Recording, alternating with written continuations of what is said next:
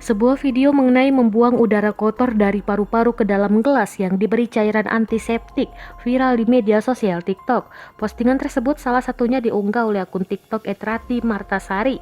Dirinya sembari melampirkan sebuah video yang menunjukkan seseorang meniup udara ke gelas melalui sedotan yang diisi air ditambah cairan antiseptik. Ia menyertakan caption, "Berjuang negatif, pejuang COVID-19".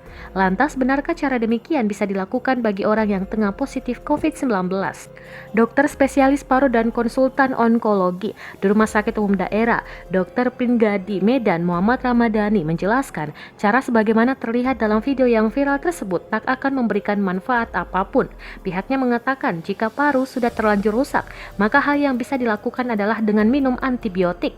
Menurutnya, tidak ada manfaat dalam hal melakukan kegiatan demikian selain hanya akan menimbulkan gelembung di dalam air.